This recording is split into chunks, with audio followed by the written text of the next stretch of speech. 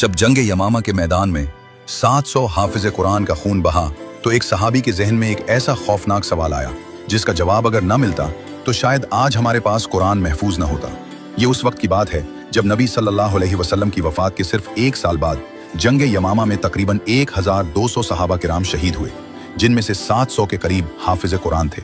ये बात समझना जरूरी है कि उस जमाने में कुरान किसी एक किताब में नहीं था, वो बिखरे हुए मवाद पर लिखा हुआ था, जैसे खजूर की शाखों पर, चमड़े के टुकड़ों पर, पत्थर की सिल्लों पर, ऊंट या बकरी की हड्डियों पर, और सबसे बढ़कर सहाबा किराम के सीनों में महफूज था।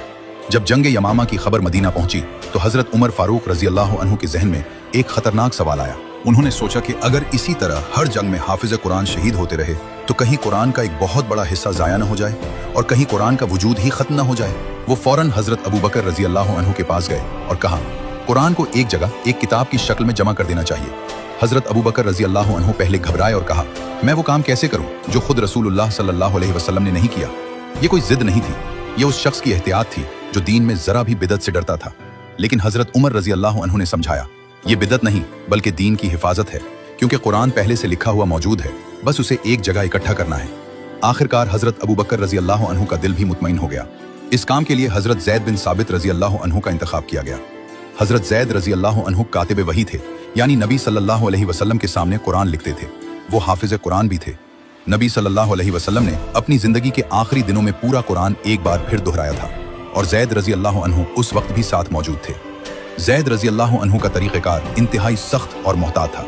उन्होंने हर आयत के लिए 2 शर्तें लाजमी करार दी। पहली शर्त यह थी कि वो आयत नबी सल्लल्लाहु अलैहि वसल्लम के ज़माने में लिखी हुई मौजूद हो, यानी कोई शख्स घर जाकर खुद से लिखकर न ले आए, बल्कि वो कागज, हड्डी या चमड़ा सामने रखो जिस पर उस वक्त लिखा गया था जब नबी सल्लल्लाहु अलैहि वसल्लम जिंदा थे। दूसरी शर्त यह थी कि कम से कम 2 सहाबा गवाही दें कि हमने ये आयत खुद अपने कानों से नबी सल्लल्लाहु अलैहि वसल्लम की ज़बान मुबारक से सुनी है। इन दोनों का एक साथ होना जरूरी था, तब जाकर वो आयत कुरान में शामिल की जाती थी। इस पूरे अमल में एक बहुत दिलचस्प वाकया पेश आया।